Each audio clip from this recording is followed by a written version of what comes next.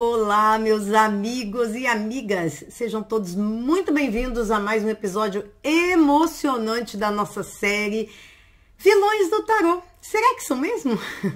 Eu escolhi o arcano 16, a Torre. Bom, eu sei que muitos de vocês já devem ter sentido aquele friozinho na espinha ao ver essa carta num jogo, sejam como consulentes, sejam como consultores. Por que essa carta é uma vilã? Por que ela dá tanto medo quando ela aparece? Bom, é aqui nesse vídeo que eu vou tentar vir com vocês, mostrar para vocês um outro lado desse arcano, que é através dos símbolos, dos significados que estão ocultos. E aí é o que eu vou pedir de cara para vocês agora. Abram as mentes, abram os corações, para a gente descobrir juntos o verdadeiro papel do arcano 16, a Torre, na nossa vida. Como ele pode nos ajudar, na verdade, a enfrentar as mudanças, as renovações com coragem e também sabedoria. E principalmente aproximar mais a gente da nossa verdadeira vontade, que é um conceito que o Crowley desenvolve e desenvolveu ao longo da vida dele inteira. Mas antes de tudo isso, da gente começar de verdade, eu peço a vocês que não esqueçam de curtir, de compartilhar o vídeo, de se inscrever nesse canal e, claro, divulgar ao máximo, porque é isso que o YouTube entende que é relevante. Então, dito tudo isso, dados os recados, a gente vai passar direto para os símbolos. E aí eu vou mostrar para vocês a carta da Torre.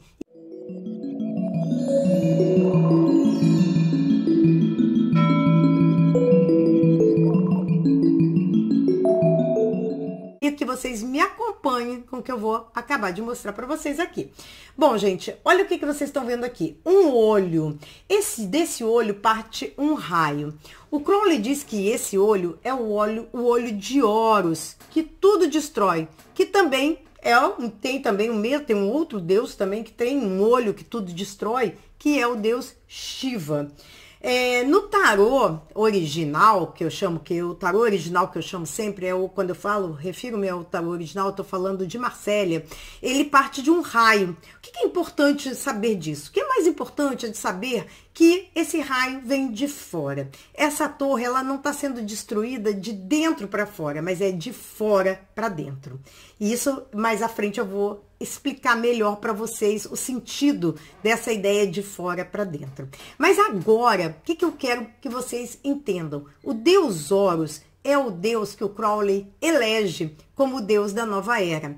Isso está no livro da lei. E aí eu digo para vocês que eu tenho um vídeo já sobre a recepção do livro da lei. E os 3 capítulos, um dos 3 capítulos, quem vai ditar para o Crowley é o próprio deus Horus, se apresentando como o deus da nova era, um deus da guerra.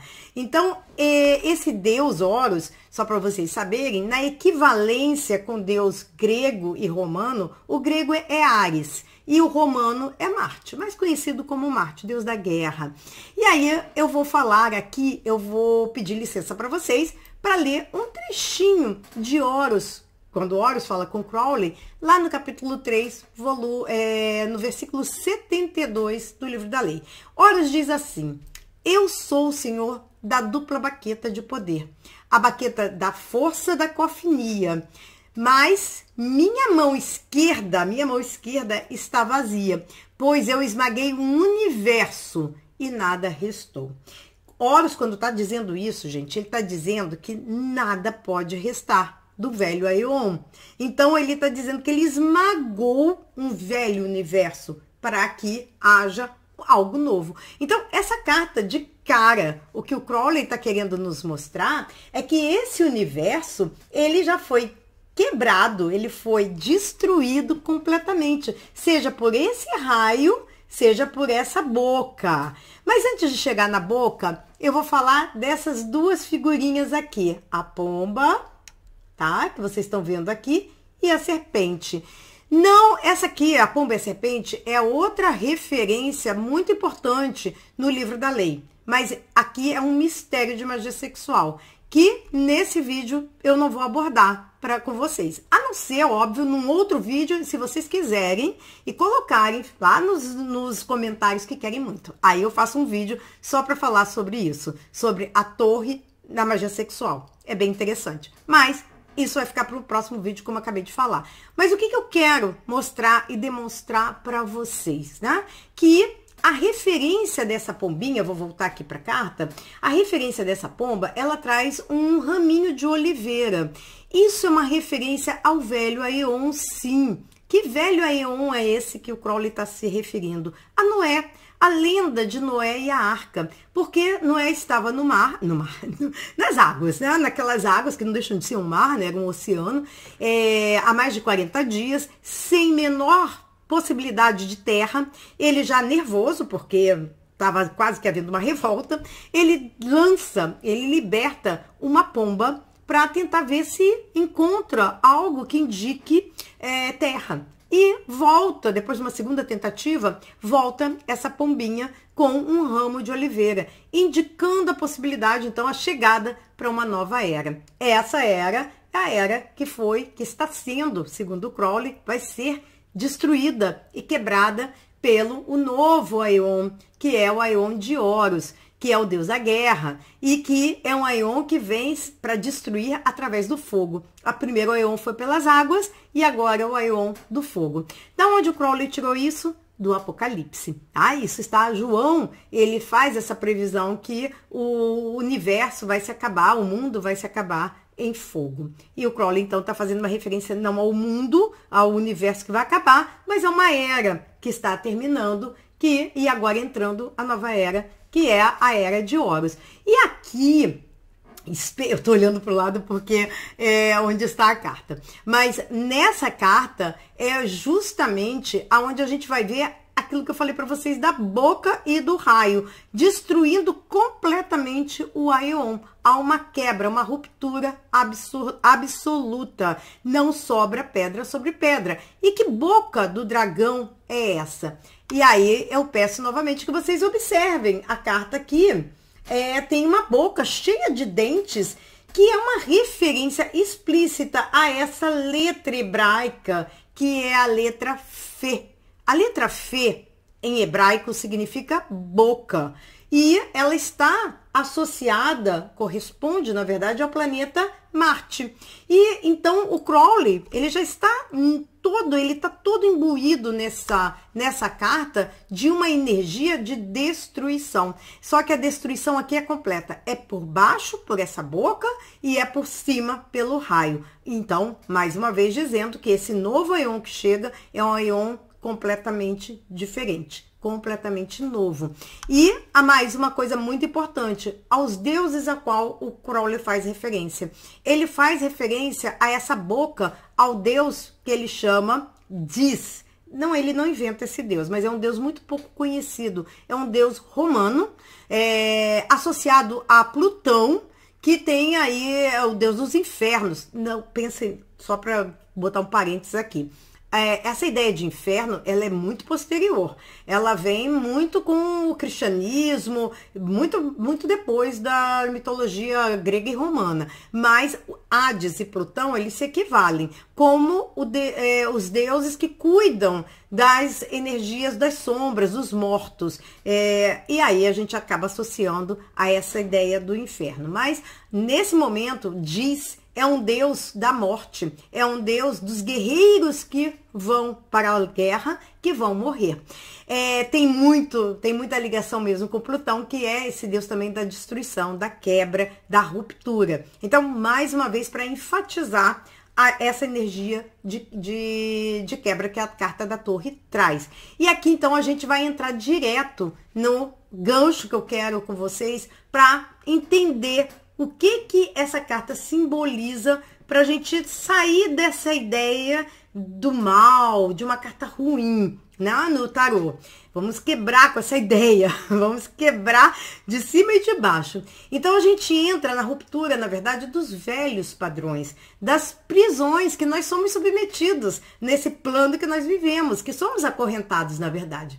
As mesmas paredes que a gente cria ou constrói ao longo da vida para nos proteger, essas paredes que são, na verdade, é a formação do nosso ego, elas servem também para nos afastar daquilo que é chamada a nossa verdadeira vontade.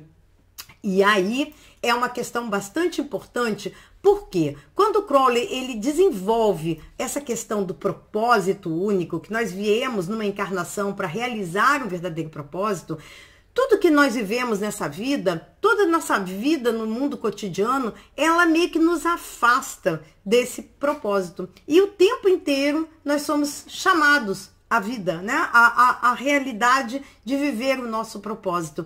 Aqui é o nosso último chamado. Nós, pelo tarô, né, na evolução do tarô, nós temos essa que é a terceira tentativa de mudança. Essa ruptura a qual eu falo, ela já vem acontecendo e eu vou mostrar para vocês em outras cartas. Primeiro eu vou mostrar para vocês qual é a carta que vem antes da carta da torre, porque é aqui que está a carta do ego,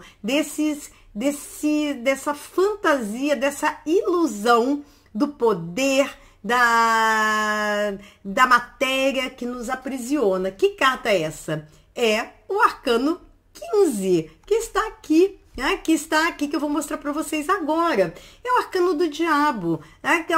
Que realmente nós acabamos muitas vezes acorrentados a ele. E é muito difícil nós nos libertarmos dos apegos, que nessa carta eles são exacerbados.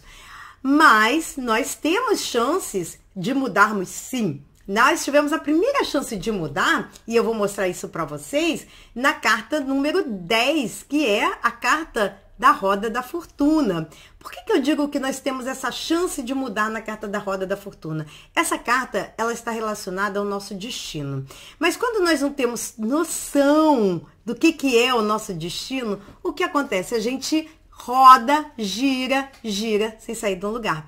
Aqui na roda, a gente tem a primeira chance de dar uma guinada de 180 graus e dar realmente uma virada e uma mudança. Quando nós não fazemos isso, ligamos o piloto automático, o que acontece? Nós voltamos ao zero. Voltamos, damos uma virada de 360 graus e não mudamos coisa nenhuma.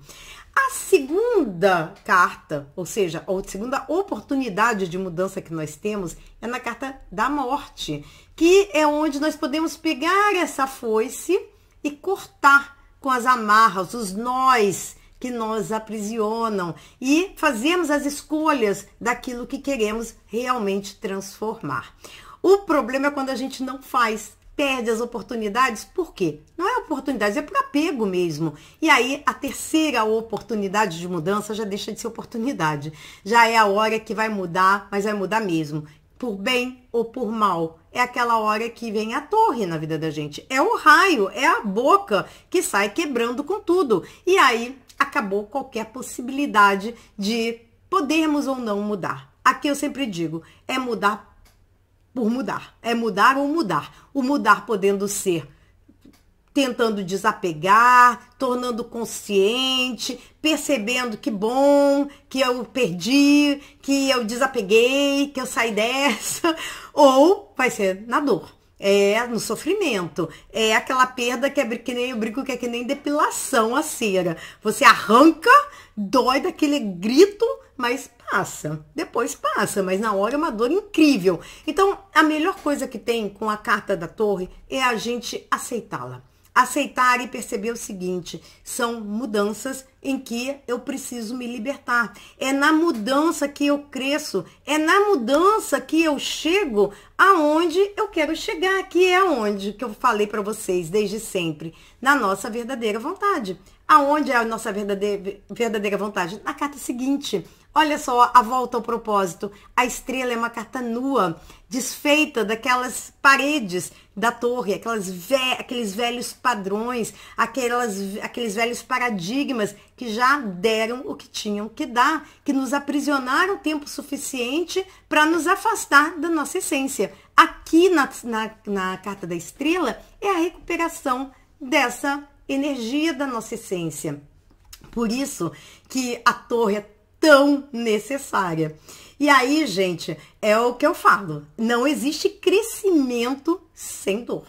E o que essa carta normalmente fala num jogo? Esse é um terceiro ponto desse vídeo que eu acho muito importante. E isso eu vou passar bem rápido com vocês, porque é um ponto que a carta da torre ela é repetitiva. Ela se repete porque simplesmente ela significa quebra, ruptura, perdas.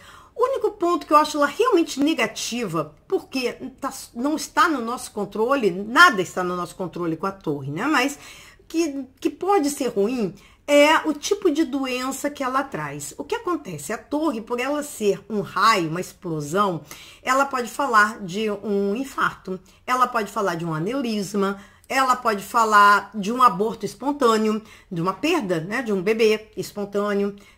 São coisas que vêm sem o nosso querer, mas fala de perdas. Então, é uma carta que normalmente traz notícias para a saúde não muito boas, até morte física, porque ela fala dessa ruptura de um corpo físico, de algo físico. Então, não é uma carta realmente favorável para a saúde. Agora, para relacionamentos, ela fala da quebra, ruptura, separações, dolorosas sim, mas de uma relação que já devia ter ido há muito tempo. Não foi, aí vem na porrada, vem na decepção, vem na dor, vem na briga, vem no conflito, vem em Marte. No campo de profissão, idem, é o mesmo sentido, mas normalmente o quê? Demissões. Porque você já teve chance de mudar, você já teve chance de arrumar outro emprego, você já teve chance de mudar de profissão e não fez por medo, por insegurança, seja lá qual forem os motivos, aí a torre vem e demissão. Acabou, faliu, enfim, perdeu. Né? É aquela hora que perdeu, não tem mais o que fazer. Então, a aceitação é a melhor forma de lidar com a torre. E principalmente quando é um movimento que você vai parar e pensar, agora dói. Nesse momento é o desapego, dói muito.